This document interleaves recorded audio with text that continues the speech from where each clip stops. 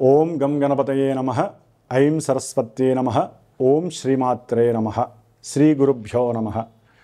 ఓం ఝేయః సదా సవితృమండలమజ్జవర్త్రీ నారాయణః సరసిజాసన సన్నివిష్టః కేయూరవాన్ మకరకుండలవాన్ హారీ హిరణ్మయ వపుః ధృతశంఖచక్రః. ఓం భాస్కరాయ విద్మహే మహజ్యుతికరాయ ధీమహి తన్నో ఆదిత్యః ప్రచోదయాతు. వీక్షిస్తున్నటువంటి ప్రేక్షకులందరికీ సూర్య భగవానుడి యొక్క అనుగ్రహము కలుగ్గాక. ఆరోగ్యం భాస్కరాదిచ్చేత్. సమస్త మానవులకి ఆరోగ్యాన్ని సంతృప్తికరంగా పుష్టిగా ఇచ్చేటటువంటి సూర్య భగవానుడు ఈ నెల అక్టోబర్ 17వ తేదీన తన యొక్క శత్రుక్షేత్రమైనటువంటి నీచ స్థితిని పొందుతున్నాడు. తులారాశిలో నీచ స్థితిని పొందేటటువంటి సమయము, ఆయన ఆ రాశిలో సంచరించేటటువంటి సమయము. దాదాపుగా 10 రోజులు తులారాశిలో, అనగా అక్టోబర్ 17వ తేదీ నుండి అక్టోబర్ 27వ తేదీ వరకు కూడా ఈ సూర్య భగవానుడు ఇటు చిత్తా నక్షత్రములోను ఇటు రాహు నక్షత్రంలో 1-2 పాదాల్లోనూ తన యొక్క నీచ స్థితిని పొంది, ఎవరికైతే వారి యొక్క జాతకరీత్యా సూర్యగ్రహ అనుగ్రహము లేదో, సూర్యుడి ద్వారా ఎవరికైతే పాపాధిపత్యము నడుస్తున్నదో, సూర్యుడు ఎవరి జాతకంలోనైతే ఇబ్బందిగా ఉండి ఇబ్బంది పెడుతున్నాడో, అట్లాగే రవి మహర్దశ కానీ రవి అంతర్దశ కానీ, ముఖ్యంగా సింహరాశి, అలాగే ఆ సూర్యుడి యొక్క నక్షత్రాలైనటువంటి కృత్తికా నక్షత్రము, ఉత్తర ఫల్గుని నక్షత్రము, అలాగే ఉత్తరాషాఢ నక్షత్రము, ఈ యొక్క నక్షత్ర జాతకులు సింహరాశి వారు సూర్య మహర్దశ అంతర్దశ జరుగుతున్నటువంటి వారందరికీ కూడా మరి ఈ సూర్యుడు అక్టోబర్ 17వ తేదీ నుండి నవంబర్ 16వ తేదీ వరకు కూడా తన యొక్క శత్రుక్షేత్రమైన తులారాశిలో ఉండడం ద్వారా అటు ఆరోగ్యాన్ని, అట్లాగే ఉద్యోగ సంబంధిత విషయాల యందు కొన్ని ప్రతికూలతలని, అట్లాగే తండ్రికి సంబంధించినటువంటి విషయాలలో, అంటే పిత్రార్జిత విషయాలు కావచ్చు, న్యాయస్థాన విషయాలు కావచ్చు,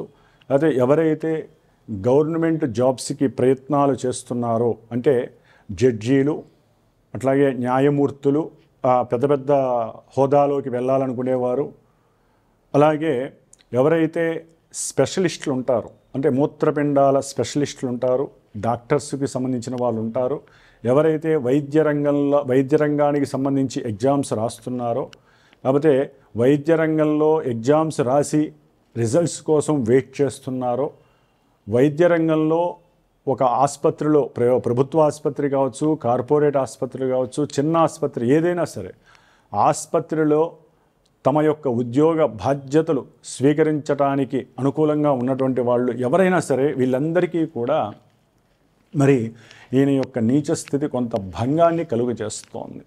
ఎందుకంటే సూర్యుడు ప్రతి మానవుడి యొక్క స్త్రీ కానీ పురుషుడు కానీ వీరి యొక్క ఉదర భాగాన్ని, గుండె భాగాన్ని సూచించేటటువంటి వాడు, ప్లస్ మెదడుని, శిరోభాగాన్ని సూచించేటటువంటి వాడు, రక్తాన్ని సూచించేటటువంటి వాడు. మరి ఇటువంటి రవి ముఖ్యమైనటువంటి పార్ట్స్ ఏవైతే ఉన్నాయో, కొంతమందికి సైనిక్స్ అంటే శిరో సంబంధిత ఏ సమస్య అయినా, విపరీతమైన తలకాయ నొప్పులు కావచ్చు, లేకపోతే శుక్రరాశిలోకి వస్తున్నాడు కాబట్టి నేత్ర సంబంధిత వ్యాధులు కావచ్చు, అది మూత్రపిండాలకి సంబంధించినటువంటి స్థానము కావచ్చు కాబట్టి అది కావచ్చు, వివాహపరమైనటువంటి సమస్యలు అనుభవిస్తున్నటువంటి వారు కోర్టుల రీత్యా అక్కడ కూడా వీరికి కొంత అడ్డు పరిస్థితి, గడ్డు పరిస్థితి ఎదుర్కొనేటటువంటి పరిస్థితులు, ఇవన్నీ కూడా సూర్యుడు ఈ యొక్క నీచ స్థితిలోకి వచ్చినప్పుడు కలిగేటటువంటి ఇబ్బందులు కలుగు చేస్తారు. కాబట్టి అట్లాగే ఇప్పుడు ఈ ప్రెజెంటు ఇప్పుడున్నటువంటి కాలమాన పరిస్థితుల్లో రవితో పాటుగా కుజుడు అక్టోబర్ 27వ తేదీన తన యొక్క స్వక్షేత్రమైనటువంటి వృశ్చిక రాశిలోకి అడుగుపెట్టి దాదాపుగా డిసెంబర్ 7వ తేదీ వరకు కూడా అక్కడే ఆయన యొక్క స్వంత క్షేత్రంలో ఉంటాడు. అట్లాగే బుధగ్రహము, ఈ బుధగ్రహము అక్టోబర్ 3వ తేదీ నుండి అక్టోబర్ 23వ తేదీ వరకు తన యొక్క మిత్రక్షేత్రమైనటువంటి మిత్రుడితో రవితో కలిసి చక్కగా తులారాశిలో ఉంటాడు. గురుడు అక్టోబర్ 18వ తేదీ నుండి డిసెంబర్ 5వ తేదీ వరకు ఇటు రుజుమార్గంలో నవంబర్ 11 వరకు, నవంబర్ 11వ తేదీ నుండి డిసెంబర్ 5వ తేదీ వరకు వక్రగతిని, ఇటు రుజుమార్గము వక్రగతిలో కర్కాటక రాశిలో ఉండి తన ప్రయాణాన్ని ముందుకు వెనక్కి అతిచారత్వంతో వక్రత్వంతో ఆ యొక్క కర్కాటక రాశిని ఆదేశిస్తూ చారం చేస్తూ ఉంటాడు చరరాశిలో. అట్లాగే శుక్రుడు, ఈయన అక్టోబర్ 9వ తేదీన ఆల్రెడీ ఈ యొక్క కన్యారాశిలో నీచస్థితిని పొంది నవంబర్ 1వ తారీఖు వరకు కూడా ఈయన శుక్రుడు కన్యారాశిలో నీచస్థితిని అనుభవిస్తూ ఉంటాడు. శని మహానుభావుడు అక్టోబర్ 5వ తేదీ నుండి పూర్వభాద్ర నక్షత్రంలోకి వచ్చి నవంబర్ 28వ తేదీ వరకు కూడా తన యొక్క వక్రత్వంతో మీనరాశిలో సంచరిస్తూ నవంబర్ 29వ తేదీ నుండి రుజుమార్గంలోకి అడుగు పెడతాడు మీనరాశిలో.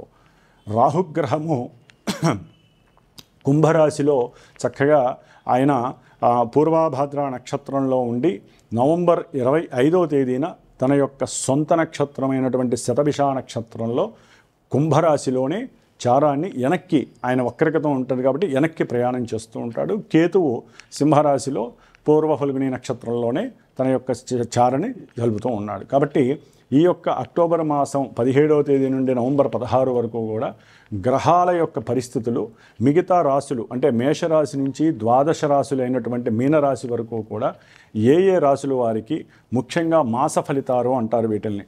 సూర్యుడు, కుజుడు, బుధుడు, శుక్రుడు ఇవి చాలా ఫాస్టెస్ట్గా తమ యొక్క ఫలితాలను ప్రసాదించేటటువంటి మూవబుల్ ప్లానెట్స్ కాబట్టి అవి ఉన్నటువంటి రాశుల రీత్యా, అవి ఉన్నటువంటి నక్షత్రాల రీత్యా ఏ ఫలితాలు కలుగుతాయి. అట్లాగే గోచారంలో గురుడు, శని, రాహుకేతువులు మరి లాంగివిటీని ప్రసాదించే గ్రహాలు, చారణ జరిపే గ్రహాలు, మరి వాటిల్లో కూడా నక్షత్రపరంగా రాశుల పరంగా కొన్ని గ్రహాలు మారుతున్నాయి కాబట్టి వాటి పరంగా ఏ రాశుల వారికి ఏ ఇబ్బందులు కలుగుతాయి, ఏ శుభాలు జరుగుతాయో మనము ఈ యొక్క తులా సంక్రమణంలో మనకి ఈ గ్రహాలు ఇచ్చే ఫలితాలు ఏ విధంగా ఉంటాయో తెలుసుకుందాం. అట్లాగే మా యొక్క శ్రీమాత జ్యోతిషాలయ పీఠంలో ఈ నెల అక్టోబర్ 29వ తేదీన కార్తవీర్యార్జున జయంతి సందర్భంగా, గోపాష్టమి సందర్భంగా మరి ఆ యొక్క పీఠంలో గోపూజతో పాటుగా కార్తవీర్య అంటే ఎవరైతే నష్టధన ద్రవ్యము సువర్ణము పోగొట్టుకున్నారో, దొంగిలించబడిందో, ఎవరికైతే ఆటంకాలు బాగా ఉద్యోగం కానీ వివాహ వ్యవస్థలో కానీ ముఖ్యంగా కోర్టు రుణ బాధల పరంగా కోర్టు వ్యవహారాలు కానీ లేకపోతే ఈ యొక్క ఫోన్ల ద్వారా వచ్చినటువంటి వాట్సప్ల్లో వచ్చినటువంటి లింకులు ఓపెన్ చేయడం ద్వారా ఎంతోమంది ప్రలోభాలకి లొంగి డబ్బు వస్తుందనే ఆశతో ఎవరైతే ధనాన్ని మూకమ్మడిగా చాలామంది కోల్పోయిన పరిస్థితులు నాకు వచ్చిన ఫోన్ల రీత్యా నేను చూశాను. కాబట్టి వాళ్ళందరి యొక్క ధనము తిరిగి రావటానికి చిన్న ప్రయత్నం ఇది. అట్లాగే కార్తవీర్యార్జునుడు దత్తాత్రేయుడు భక్తుడు, శిష్యుడు కాబట్టి ఆయన సహస్ర బాహువులు కలిగి ఎంతోమందికి ఎన్నో రకాలైనటువంటి శుభాలని చేకూర్చాడని శాస్త్రము చెబుతోంది. ఎంతోమంది ఈయన్ని సుమంతో కార్తవీర్యార్జునాయ నమః అనే యొక్క ఆ మంత్రాన్ని రోజు 108 సార్లు చక్కగా జపించి పోగొట్టుకున్న వస్తువులను కూడా పొందినటువంటి వాళ్ళు ఉన్నారు. మరి ఇలాంటి ఈ యొక్క శుభ సందర్భంలో మా యొక్క పీఠంలో వేద పండితులైనటువంటి బ్రాహ్మణుల సమక్షంలో ముందు 3 రోజులు చక్కగా స్వామివారి యొక్క మంత్రంతో జపాన్ని ఆచరించి 29వ తేదీ స్వామివారికి హోమము రుద్రపాశుపతము అంటే కార్తవీర్యార్జున మంత్రసహిత రుద్రపాశుపత హోమాన్ని చేయదలిచి ఉన్నాను. కాబట్టి ఈ యొక్క హోమం ద్వారా ఎవరైతే ఏ యొక్క సంకల్పాన్ని కోరుకున్నారో ఆ సంకల్పం సిద్ధించటానికి, తమ యొక్క డబ్బులు తమకి రావటానికి, పోగొట్టుకున్న బంగారం కానీ లేకపోతే చోరత్వం జరిగిన వస్తువులు కానీ ఇవన్నీ కూడా లభించడానికి ఇది ఒక చిన్న చిరు ప్రయత్నంగా నేను తలపెట్టాను. కాబట్టి ఎవరైతే ఆసక్తి, ఎవరైతే నమ్మకము, స్వామివారిని నమ్మి నాకు ఫోన్ చేసి తమ యొక్క గోత్రనామాలు ఇస్తారో చక్కగా వారందరివి నేను చెప్పి చేసి ఆ తదుపరి ఆ స్వామివారికి చేసినటువంటి ఆ మూలమంత్ర బీజాక్షరాలతో సంపుటీకరణతో చేసినటువంటి ఆ హోమ భస్మ ప్రసాదాన్ని, ఆయనకి కట్టినటువంటి కంకణ దారాన్ని కూడా మీకు నేను చేరవేసే ప్రయత్నం అయితే చేస్తాను. కాబట్టి మా పీఠంలో శ్రీమాత జ్యోతిషాలయ పీఠంలో హైదరాబాద్లోనే ఉంటుంది. ఇది ఎవరికైతే సమస్యలు ఉన్నాయో జాతకరీత్యా ముఖ్యంగా ఈ గోచార ఫలితాలన్నీ కూడా మనం పుట్టినటువంటి సమయానుకూలంగా మన జన్మజాతకం పూర్వజన్మ కర్మలన్నీ మనం పుట్టినప్పుడు జాతక చక్రంలో చక్కగా పెట్టబడి ఉంటాయి. వాటి రీత్యా ఏ ఏ దశలు జరుగుతున్నాయి, అంతర్దశలు జరుగుతున్నాయి, ఆ సందర్భంలో ఇప్పుడు గ్రహాలు ఏ ఏ నక్షత్రాల్లో ఉండి మన జన్మజాతకంలో ఉన్నటువంటి గ్రహస్థితి అంతా ఇప్పుడు అద్దంలో కనపడుతూ ఉంటుంది. కాబట్టి జన్మజాతకం చూస్తే కానీ ఇప్పుడు వీరికి పాజిటివ్ జరుగుతుందా నెగిటివ్ జరుగుతుందా అనే విషయాన్ని మనం చెప్పలేం. కాబట్టి ఈ గోచార ఫలితాలు నామమాత్రకంగా, అంటే కొంతమందికి జాతకం తెలియని వాళ్ళకి చూచే చోళ అని, అశ్విని నక్షత్రం అని, ఇట్లా కొన్ని పేర్లను బట్టి నక్షత్రాలు ఉంటాయి. కాబట్టి జన్మ నక్షత్రము, జన్మలగ్నము, జన్మరాశి ఇవన్నీ జాతకరీత్యా ఉన్నటువంటి వాళ్ళకి గోచారం చక్కగా అద్దంలా ప్రస్ఫుటంగా ఏ ఏ కార్యక్రమాలు, వివాహం కాని వాళ్ళకి ఎప్పుడు వివాహం అవుతుంది, ఉద్యోగం ఎప్పుడు అవుతుంది, ఇలాంటి విషయాలని ఉన్నంతలో సూక్ష్మంగా మాకున్నటువంటి జ్ఞానం ద్వారా చూసి వారి యొక్క జాతకాలలో ఏదైనా దోషాలు ఉంటే వాటికి సంబంధించినటువంటి దోష పరిహారాలని మా పీఠంలో ఎప్పటికెప్పుడు చక్కగా జపాల రూపకంగా, రుద్రాభిషేకాల రూపకంగా, అట్లాగే హోమ రూపకంగా చేస్తూ ఉంటాము. ప్రతి అమావాస్యకి చాలామందికి కూడా ఈ శనిగ్రహ దోషాలు, ఏలినాటి, అష్టమ, అర్ధాష్టమ శనిగ్రహ దోషాలు ఏవైతే దశలు అంతర్దశలు బాలేకపోయినా, కార్యక్రమాలు 1కి 10 సార్లు జరుగుతూ పునర్భూ దోషం ఉన్నా, అట్లాగే శనిగ్రహం వలన ఎవరికైతే అనారోగ్యము, కార్య ఆటంకాలు, ఆలస్యాలు, ఇబ్బందులు, ఇవన్నీ మృత్యుదోషాలు ఇవన్నీ జరుగుతున్నా, అమావాస్య రోజు పుట్టినటువంటి వారికి కానివ్వండి, అట్లాగే జన్మజాతకరీత్యా కొన్ని నక్షత్ర దోషాలలో పుట్టిన వాళ్ళు ఉంటారు. సంధి దోషాలు, నక్షత్ర సంధి, రాశి సంధి, గండాంత దోషాలు, వీటన్నిటి పరంగా మేము ప్రతి అమావాస్యకి నా పీఠంలో చక్కగా పండితుల చేత హోమాన్ని చేయదలుచుకుంటూ ఉంటాను, అలాగే చేస్తూ ఉంటాను కూడా. కాబట్టి ఎక్కువగా అంటే ఇండివిజువల్గా జాతకరీత్యా చూసుకొని చేసుకునేటటువంటి వాళ్ళు చేసుకోవచ్చు. అట్లాగే ఈ యొక్క ప్రతి అమావాస్యకి నేను చేసేటటువంటి హోమంలో ఎవరైనా సరే ఉన్నంతలో నన్ను సంప్రదిస్తే మనం వారి యొక్క జాతకరీత్యా ఉన్నటువంటి దోషాలని ఆ రోజు హోమంలో నక్షత్ర హోమము, నవగ్రహ హోమము, ఏదైనా ఒక రుద్ర పాశుపతం, ముఖ్యంగా మృత్యుంజయ పాశుపతము, శనిగ్రహ పాశుపతాలతో ఎప్పుడూ మా పీఠంలో జరుగుతూనే ఉంటాయి. కాబట్టి చక్కగా ఇది గమనించండి అందరూ కూడా. మరి ఈ యొక్క మాసంలో మనకి 19వ తారీఖు నుంచి కూడా మాస శివరాత్రి, 20వ తారీఖు అమావాస్య, 21వ తారీఖు మంగళవారం అమావాస్య అయింది. ఈ రోజున విశేషమైనటువంటి హోమాన్ని చేస్తున్నాము, అమావాస్య హోమాన్ని. మంగళవారం కూడా అయింది కాబట్టి ముఖ్యంగా పాశుపత హోమం ఒకటి జరుగుతోందండి. అట్లాగే 22వ తారీఖున కార్తీక మాస ప్రారంభము. ఈ యొక్క కార్తీక మాసంలో అందరూ చక్కగా నిత్యము శివారాధన చేసుకోండి. కార్తీక మాసంలో మొదటి 4 రోజులు చక్కగా అభ్యంగన స్నానము, శిరస్నానము చేసి కార్తీక పౌర్ణమి రోజున చక్కగా సముద్ర స్నానము, నదీ స్నానము చేసి అందరూ ఆరోగ్యంగా ఉండటానికి ఇది సులభమైనటువంటి మార్గము. ఎందుకంటే శివాయ విష్ణు రూపాయ శివరూపాయ విష్ణవే అని శివుడు అలాగే ఆ యొక్క హరి వీళ్ళిద్దరూ కూడా ఒకరికొకరు ఆప్యాయతతో ఉండేటటువంటి ఇద్దరు మహానుభావులు మనల్ని స్థితికారకత్వంగా, లైకారకత్వంగా మనల్ని పరిపాలింపబడుతూ ఉంటారు. కాబట్టి దామోదరాయ నమః అనేటటువంటి మంత్రంతో ఈ నెల రోజులు అందరూ శివకేశవుల్ని అర్చిస్తూ ఎన్నో వ్రతాలు కానీ, అట్లాగే ఎన్నో రుద్రాభిషేకాలు చేసుకుంటూ సహస్రలింగార్చనలు కానీ, రుద్ర పాశుపత హోమాలు కానీ, బిల్వ దళార్చనలు కానీ ఇట్లాంటివి ఎన్నో జరుగుతూ ఉంటాయి మా పీఠంలో. అట్లాగే మీరు కూడా అలాంటి వాటిల్లో ఎన్నో పాల్గొని మీకు దగ్గరగా ఉన్న గుళ్ళల్లో కానీ, మీ ఇళ్లలో కానీ ఇలాంటివి చేసుకుంటూ ఆ పరమేశ్వరుడు అట్లాగే లక్ష్మీనారాయణుడైనటువంటి కేశవుడి యొక్క అనుగ్రహాన్ని దామోదర స్వరూపంగా పొంది, మరి ఈ యొక్క 25వ తారీఖు నాగుల చవితి వస్తోంది. అట్లాగే 26వ తారీఖు నాగపంచమి, 5వ తారీఖున కార్తీక పౌర్ణమి, అట్లాగే 8వ తారీఖున సంకష్టహర చతుర్థి, 11వ తారీఖున కాలభైరవ అష్టమి, 18వ తారీఖున నవంబరు మాస శివరాత్రి, 19న నవంబర్ 19 పోలాల అమావాస్య. ఈ విధంగా ఈ నెల రోజులు కూడా మనకి సూర్య సంక్రమణంలో కార్తీక మాసంలో విశేషమైన కార్యక్రమాలు, రవి నీచపడతాడు కాబట్టి ఎన్నో కార్యక్రమాలు చేసుకుంటూ మన యొక్క దేహ ఆరోగ్యాన్ని, దేహ సౌష్ఠవాన్ని, ఆత్మవిశ్వాసాన్ని, ఆత్మస్థైర్యాన్ని పెంచుకునేటానికి, అట్లాగే సూర్యగ్రహ బలాన్ని ఆపాదించుకోవడానికి చాలా ఉత్తమమైనటువంటి సమయము. ప్రతి ఒక్కరూ ఈ నెల రోజులు, ముఖ్యంగా 10 రోజులు అక్టోబర్ 17 నుంచి అక్టోబర్ 27 వరకు ఆదిత్య హృదయ స్తోత్రాన్ని వినండి, లేదా నిత్యము ఒకసారి పారాయణ చేయండి.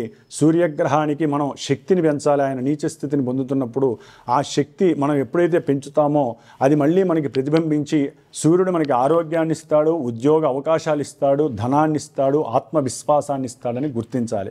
కాబట్టి మరి ఇప్పుడు ద్వాదశ రాశి ఫలితాలు ఏ విధంగా ఉన్నాయో తెలుసుకుందాం.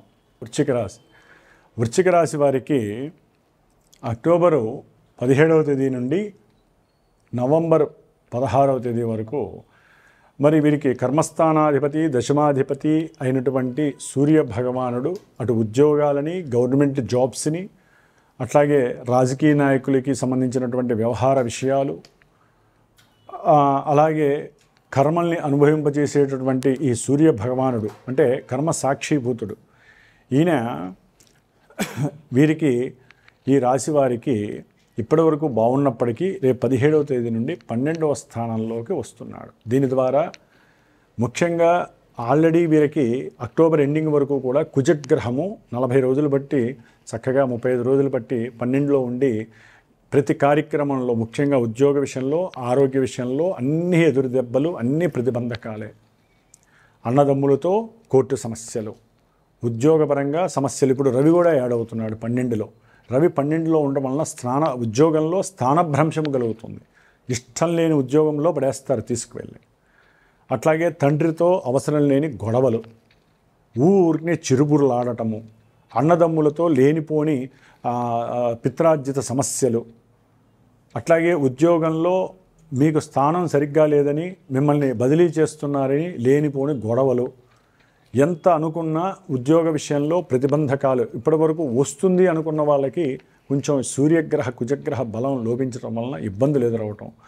ఈ యొక్క కుజుడు ఈ నెలాఖరు తర్వాత సొంత రాశిలోకి వచ్చినప్పుడు కొంత బలాన్ని ఇచ్చినప్పటికీ, ఆరోగ్యపరంగా కొన్ని లోపాలు సవరించినప్పటికీ సూర్యుడు బలంగా లేడు కాబట్టి వీరు కంపల్సరీ ఓం నమో నారాయణాయ అనే మంత్రాన్ని జపిస్తూనే ఉండండి. ఉద్యోగ ప్రయత్నాలు అయితే కనుక ఆపకండి. గురుగ్రహ బలము వీరికి అఖండమైనటువంటి సిరి సంపదల్ని, ధనలాభాదల్ని కలుగజేయటంలో చాలా చాలా గొప్ప విశేషము కలిగి ఉంటుంది డిసెంబర్ 5 వరకు కూడా. కాబట్టి వీరు కుటుంబపరంగా చాలా చక్కటి ఆనందాన్ని పొందుతారు. చక్కటి ప్రయాణాలు, తీర్థయాత్రల యందు ఆసక్తి, అక్కడ ఉన్నటువంటి విశేషాల గురించి తెలుసుకునేటటువంటివి, అట్లాగే చదువుకునేటటువంటి విద్యార్థులైతే కనుక వారి యొక్క సృజనాత్మకత, మేధాశక్తిని ఉపయోగించి కొత్త కొత్త విషయాల యందు వారిని పర్యవేక్షించడం, కొత్త కొత్త విషయాల యందు ఆసక్తి చూపించి కీర్తి ప్రతిష్టలు, గవర్నమెంట్ ద్వారా మంచి అభీష్టాలు నెరవేర్చడం, తల్లి యొక్క లాలన పోషణ ఏర్పడుతుంది. చక్కటి గృహము, వాహనము, యోగము కలుగుతోంది. తండ్రి యొక్క సహాయ సహకారాలు మీకు ఆర్థికంగా లాభాన్ని చేరుస్తున్నాయి.